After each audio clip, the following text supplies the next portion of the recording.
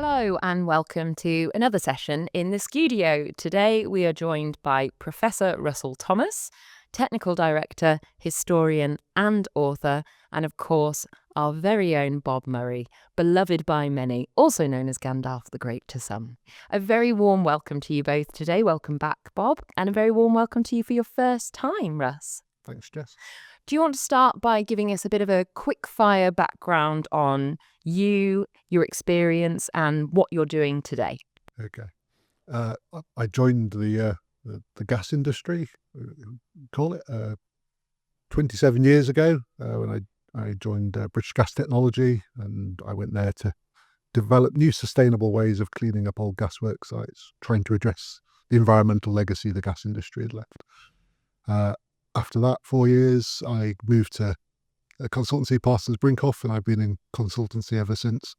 Now work for WSP and still heavily involved in looking at the gas industry, its heritage, history, and over that time, I've ended up chairing the Institute of Gas Engineers and Managers History Panel, and a lot of my work is quite reflective on how the industry has evolved and developed over the years and addressed its environmental legacy and innovated. Amazing. And someone who has been in the industry for a year or two, give or take 50, is our very own Bob. Can you remember your first interaction with Bob and meeting him through your work? Yeah, I think it must be through iGEM, one of the iGEM meetings. Yes, Bob is ever present. Omnipresent. Bob, can you remember your first meeting with Russ? Yes, yeah. Very much Russ is a historian of the gas industry. Uniquely, he knows innovation back and front from what we consider now to be standard. Russ can take you back to when innovation really was part of the industry. And it's been a pleasure and honour to know Russ and work with him through the Historical Society, which he chairs. And being a past president is, I can see the massive contribution he makes to the institution. Yeah, and of course your book stands pride of place in the office. You walk in, it's one of the first things you see, so we're very much looking forward to our signing later. Can't leave the building until you've done it.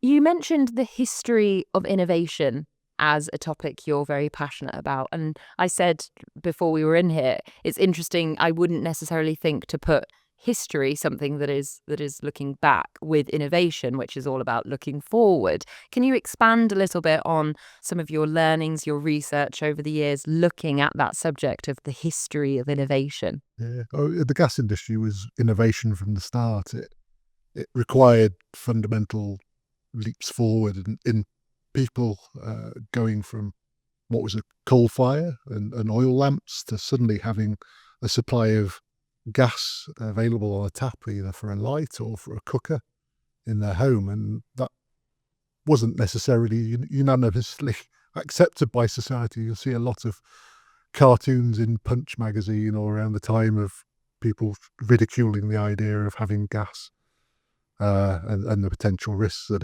it might bring.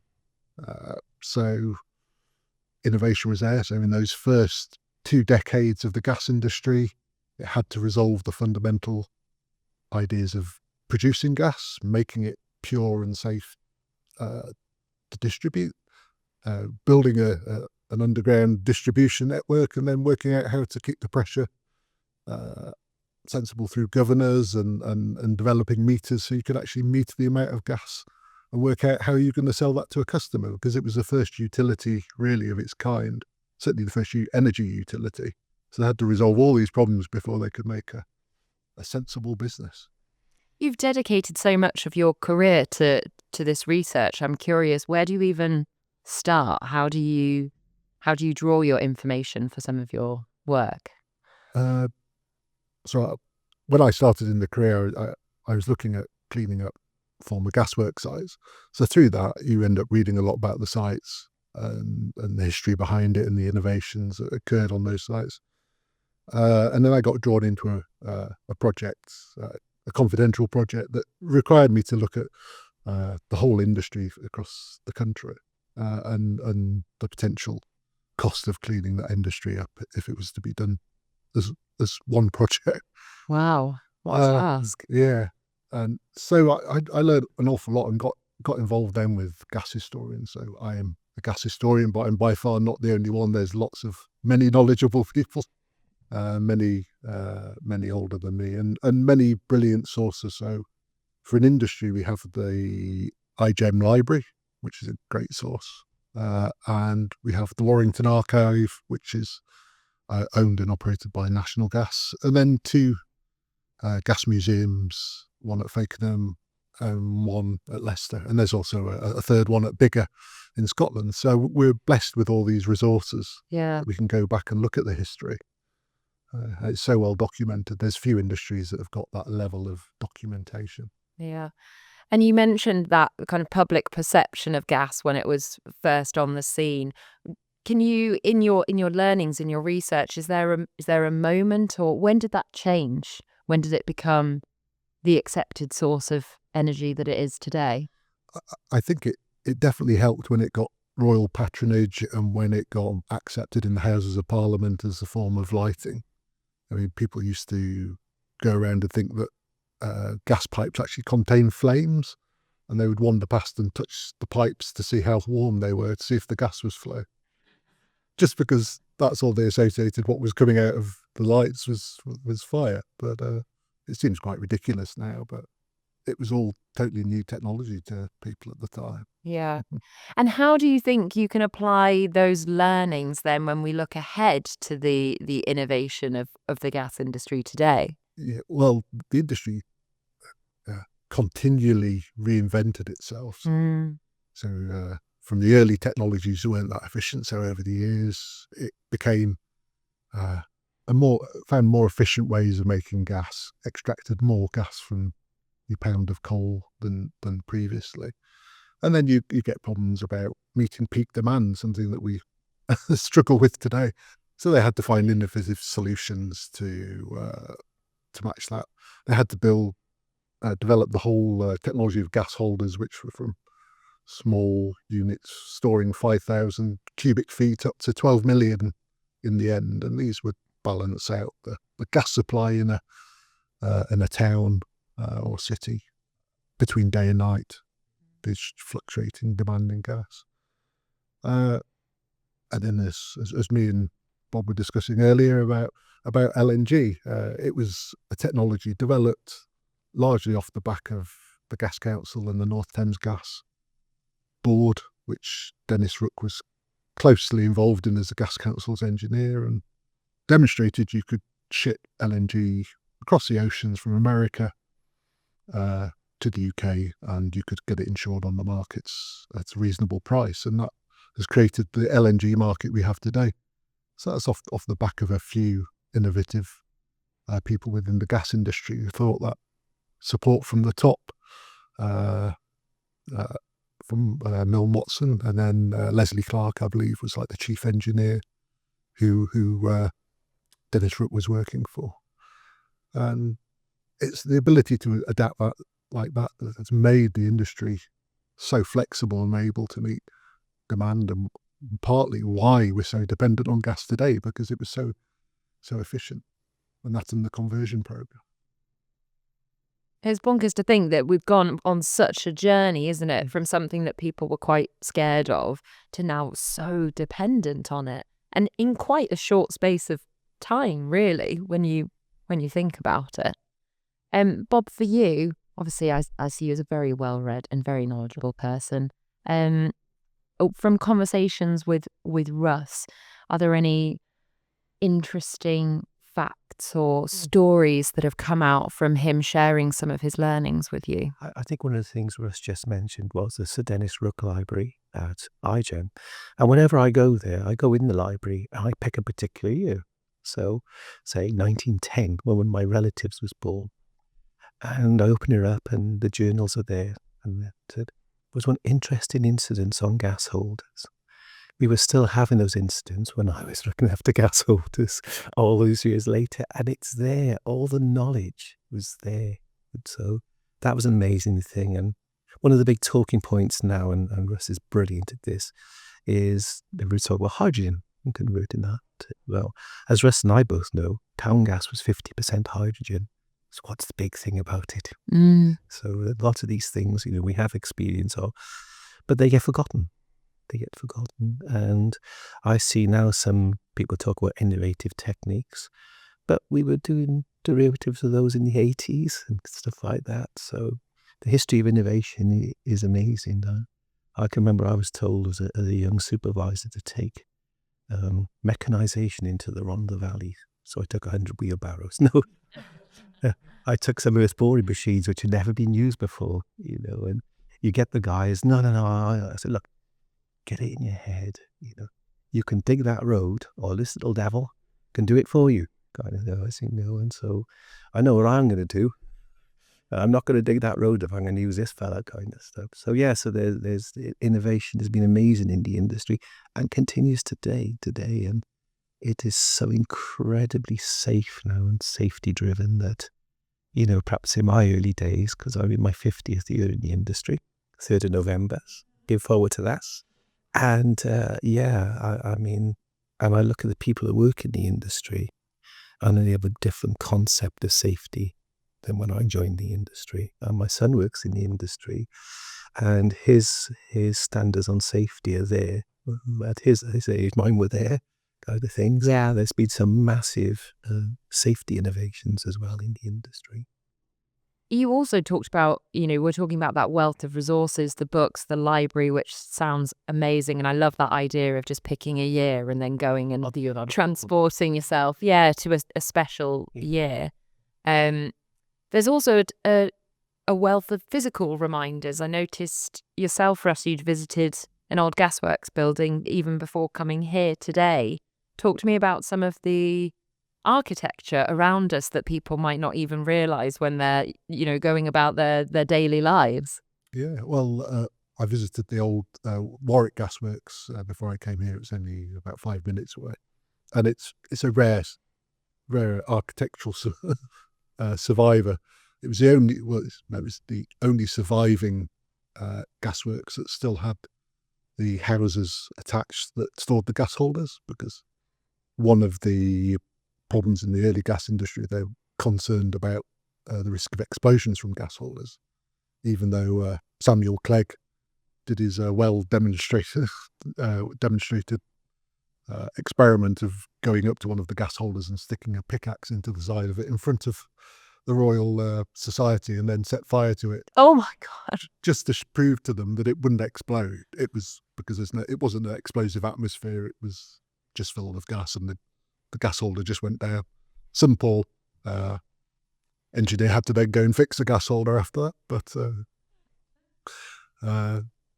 what happened anyway, as a result of that inquiry, is they recommended limited gas holders to a certain size, which pretty small, and then that they had to be enclosed in buildings to make them safer from explosion.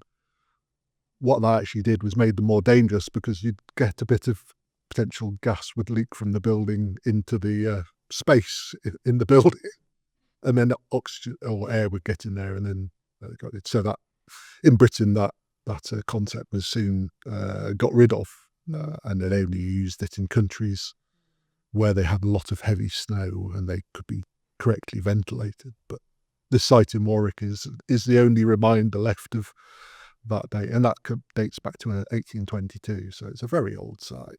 That's incredible, isn't it? I didn't even know it was there. There's so many things that surround our day-to-day lives that we would just walk by, and you found the plaque. It had like a blue plaque by it, which I wouldn't have even noticed. But what an incredible story! And there's still some of the listed gas holders that survive. So King's Cross is another example, which is well documented in the book, and people going into London at St Pancras will go past these re-erected and refurbished gas holders. You talked a little bit about the impact the gas industry has had on environment, and Bob, you were touching upon it as well, that kind of change in attitudes towards safety, and a lot of it almost seems a little bit trial by error back in the day, like even, we'll put it in snowy areas and that will be fine. What were sort of your key learnings when you were looking at that that impact. And when you look at today, the conversations around climate change and all of that, how does that carry on to looking to the future, if at all? Well, one of the interesting things about the gas industry is one of their mantras they always used to go on about when they're making it from coal is when you burn coal just for power generation or electricity production, most of the contamination would go up the chimney. When you put gas through a retort, you actually extracted most of the contaminants, and then such as tar or ammonia, sulfur or cyan, and you would have it removed from the gas, and they actually became really useful byproducts for the chemical industry.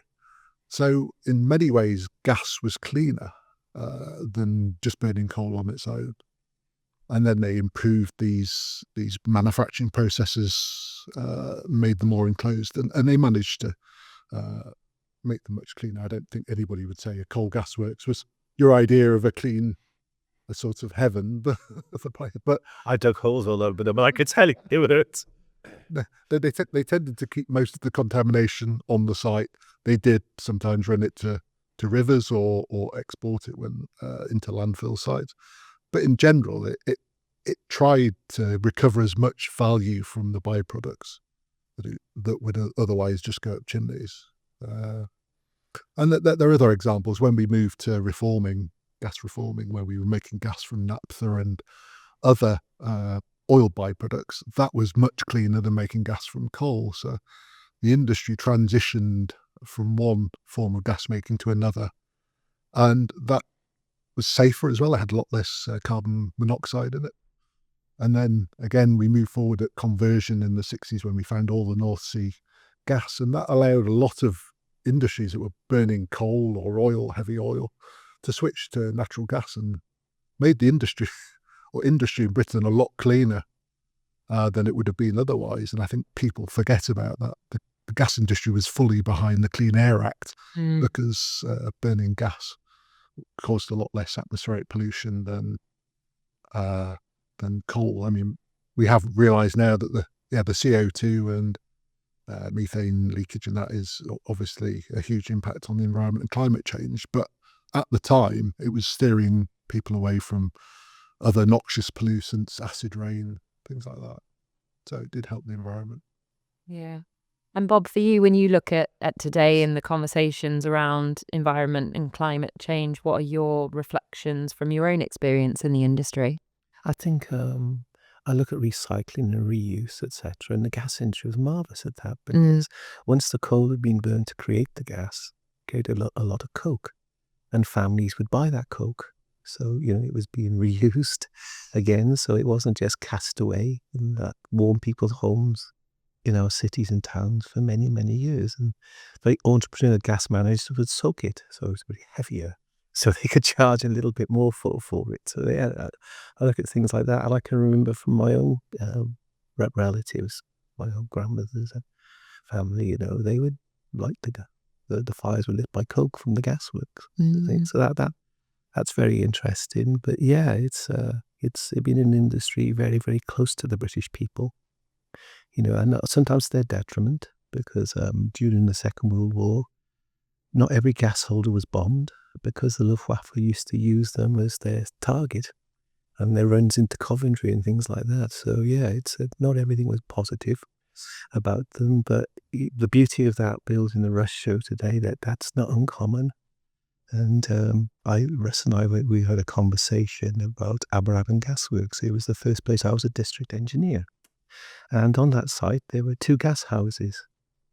And one of my friends lived in the gas house because of that. And it's still there today. And I gave Russ that picture because I think it was from 1963 was the picture of the site. Yeah. And it's lovely to be the district engineer there. And my mate used to live in the gas house, as they were known. And they're very beautiful, these buildings were. They were well constructed. And I had to go and do some site inspections recently, a site in Sheffield.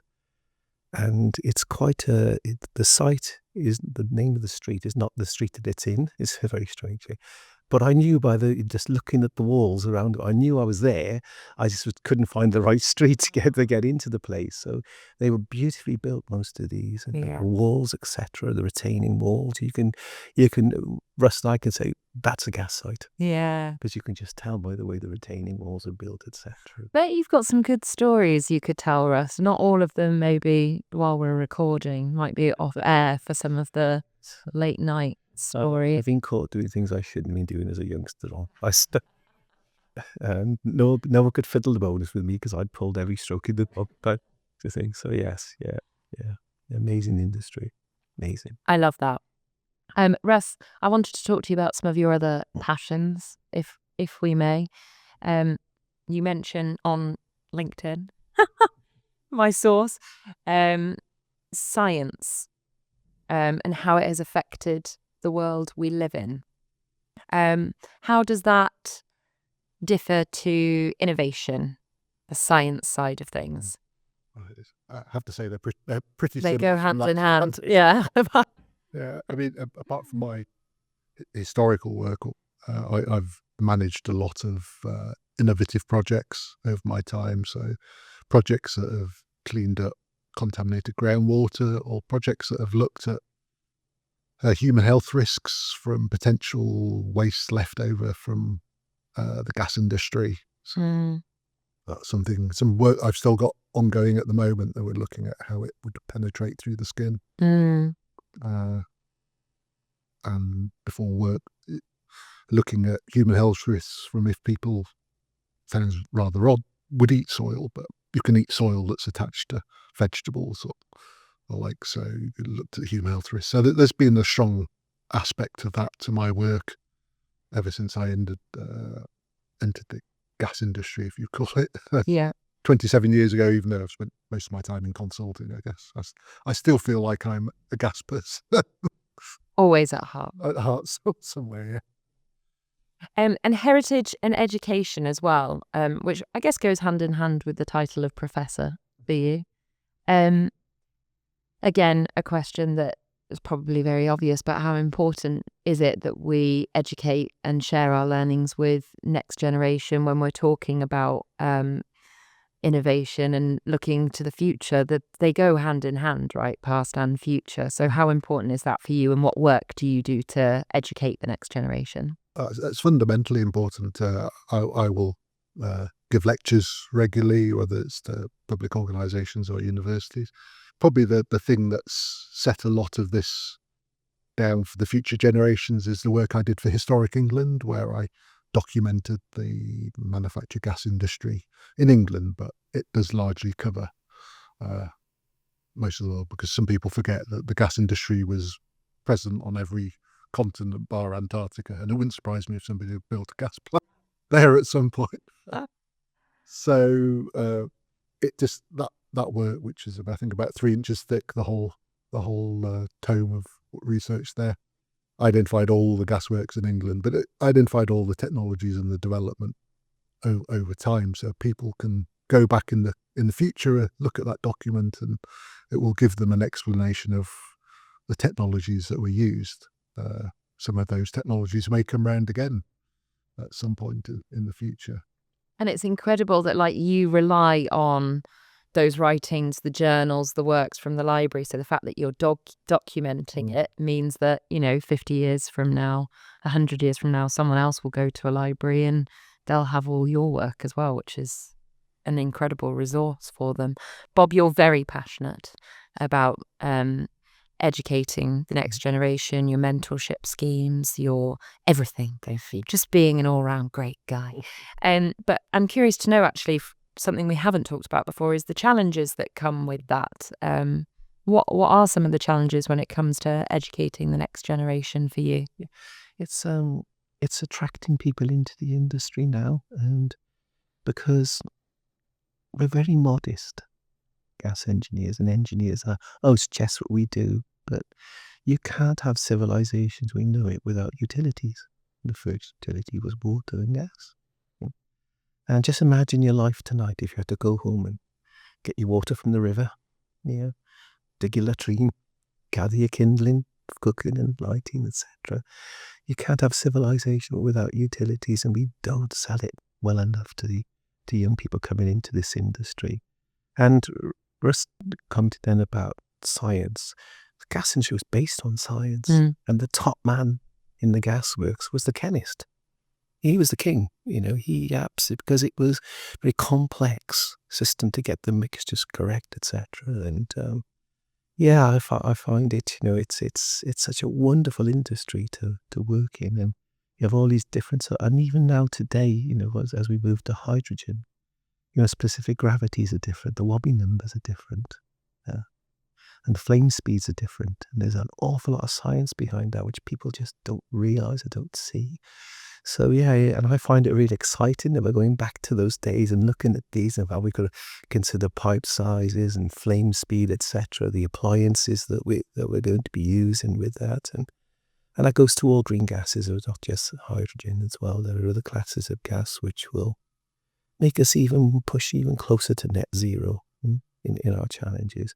But I just look at young people. We had our first graduate intake here at workshop, and it was a privilege to talk to them and say, look, you're joining a fabulous industry. You really are, and grasp the opportunities that come to you in that. Because I can remember when I started on the tools, and I won a management award, and which was quite unique in British Gas days, because everything was internal, but it's an external management award.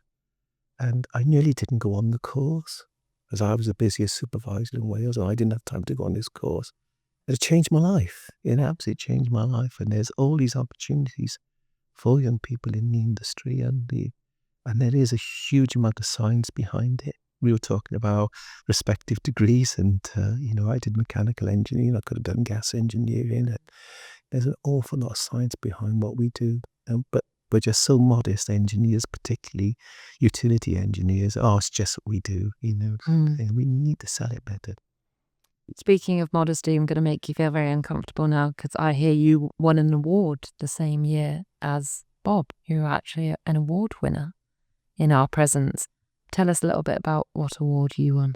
That'll be the SUG Heritage Award, which was actually given out a little bit embarrassingly by the Institute's gas engineers and managers without my knowledge. But that was for the work I did for Historic England and recording the industry. But it's nice to have that recognition. I don't do it for the recognition. As same way, no doubt, Bob does everything he does for the institution without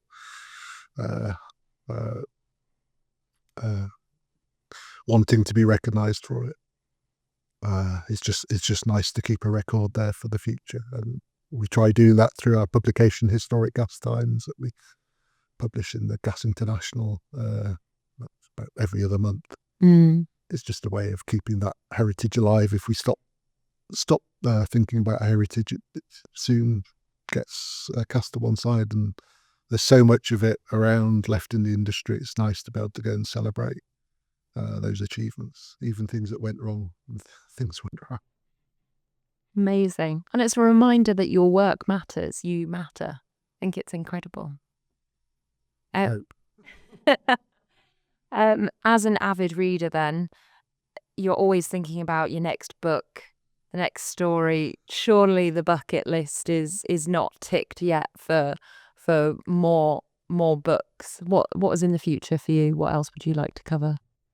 At the moment, I'm largely looking at what we can learn from the last conversion programme, which is very kindly being supported by Wales and West Utilities and SGA. And it gives us a chance to look at some fundamental issues, such as what happens if you close a gas network. And a lot of people forget that we have closed gas networks before, happened in Northern Ireland, and the impacts that has on society. It's not a very comfortable thing to think about, because we're so dependent on gas in the UK. If we are to go down that route, how are those 80% of people that depend on gas for heating going to find a easy transition to a new fuel? It's going to be a long and costly journey, perhaps uncomfortable journey for many, because I think if anything we learnt from the hydrogen heating trials is people don't like change. And maybe in some ways it wasn't the specific change that was mentioned, but it was any change. And so there's lots of big decisions going to have to come up as what we do with the gas network, and whether we find an alternative way of using it, using biomethane, if we can get more of that. If there's probably other innovations we haven't thought of yet that may come further down the line that will allow us to produce gases in a more sustainable way. As long as you keep innovating. It's what the gas industry did in the 50s. Its future was very much up in the air. It looked to innovation and it found a solution to go forward. So as long as the industry keeps innovating, then it's got a possibility for a sustainable future. I think the testament to me is that gas conversion in the 60s was 5.5 million homes. 13.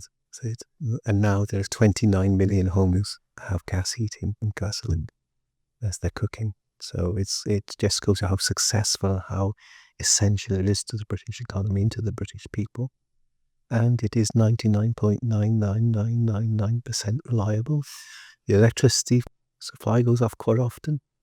Gas supply really less than 1%. So it's a very reliable source of energy as well. And people forget that. And till you lose something, you sometimes don't value it truly. And certainly Northern Ireland.